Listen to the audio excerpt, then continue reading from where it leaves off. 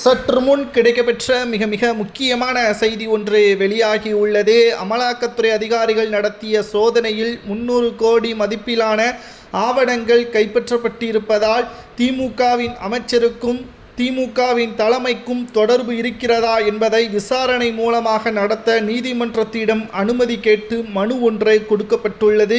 இதை பற்றி தான் இந்த வீடியோவில் முழுமையாக தெளிவாக நாம் பார்க்க போகிறோம்.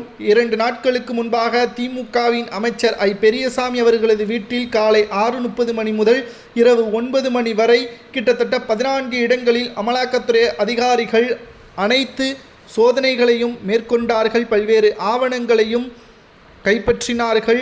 கிட்டத்தட்ட பெரியசாமி அவர்களை வீட்டை விட்டு வெளியே செல்லாமல் வீட்டிலேயே அனைத்து விதமான விசாரணைக்கும் ஒத்துழைக்க வேண்டும் என்றும் அனைத்து இடங்களையும் பரிசோதனை செய்து 3 சூட்கேஸ் முழுவதும் ஆவணங்களையும் கைப்பற்றினர்.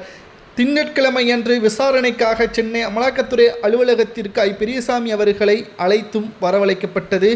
பெரியசாமி அவர்களிடம் சில கேள்விகள் கேட்கப்பட்டது. மிக முக்கியமான கேள்வி, 300 கோடி மதிப்பிலான ஆவணங்களுக்கான உரிய ஆதாரங்கள் எங்கே என்று கேட்டபொழுது பதில் பேசாமல் திணறியுள்ளார்.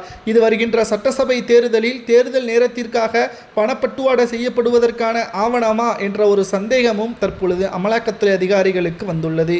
300 கோடி மதிப்பிலான ஆவணம் பற்றியான விவகாரங்களை நீதிமன்றத்தில் தெரிவிக்க வேண்டும். நீதிமன்றம் என்ன உத்தரவை பிறப்பிக்கிறதோ அதுபடி நாங்கள் செயல்படுவோம் என்பதற்கேற்ப தற்பொழுது வழக்கு பதிவு செய்து நீதிமன்றத்தில் ஆஜராகும்படியான உத்தரவுகளையும் இன்னும் ஒரு சில நாட்களில் வெளியாகும்.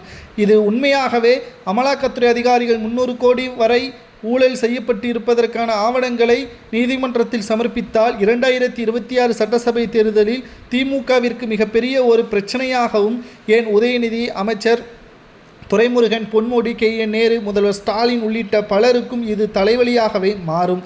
ஏனென்றால் ஒரு பக்கம் தேர்தல் பிரச்சாரம், மறுபக்கம் நீதிமன்றம் வாசலில் தினம்தோறும் செல்ல வேண்டும் என்ற குழப்பங்கள் இருப்பதால் என்ன செய்வதென்று தெரியாமல் தற்பொழுது அதிர்ச்சியில் இருக்கிறார் திமுகவின் தலைமை.